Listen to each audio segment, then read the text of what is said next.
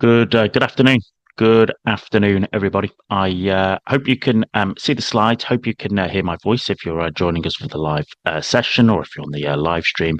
You're all very welcome. Welcome to Paul's Monday Market update number 218 for Monday, 16th of March, 2026.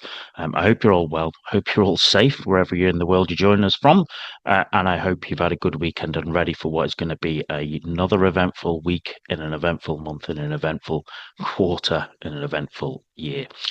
For those of you joining us for the first time, Paul's Monday Market Update is just that. It is me flying through as much as I can share with you over the next 25-30 minutes, looking at strength and weakness within the FX markets, looking at some charts of interest you might want to add to your watch list, and then having a look at the live markets. It is not a signal service, it's not trade recommendations, it's just me sharing with you what I'm looking at, which might be of relevance and interest to yourselves. As always, you are very welcome here, but just remember that you are always responsible for your own trading decisions.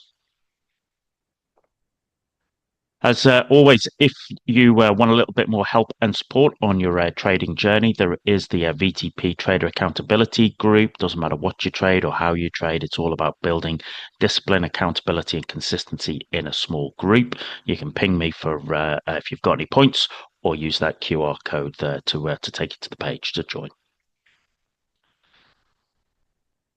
Next, GDX.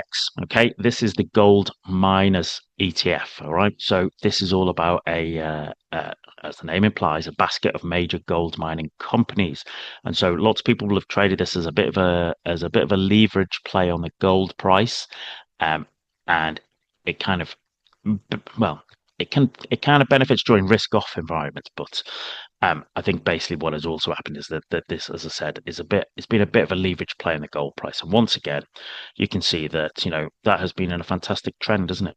That has been from being down here, okay, in the low 30s to, just under 120 to 116. Okay, that has been quite some run.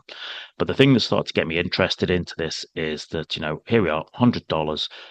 What we printed here was a real bearish engulfing candle, a bearish key reversal candle there. Okay, really pushed to new highs, closed beneath its the low of the previous candle, and also closed beneath that big round number. I quite often say to people is that if a key reversal isn't the top can very often be nearby, because actually what you saw is it flushed a bit higher, and I think that's just kind of geopolitical sort of volatility. Flushed its higher, and then it printed another key reversal engulfing candle again.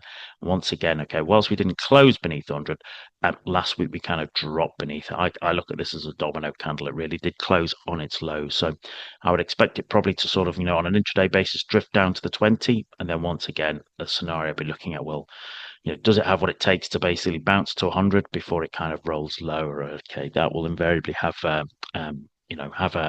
huge impact. Okay, based upon what we see in terms of the overall price of gold, which leads into that overall sentiment towards anything to do with gold. Part of that being gold miners.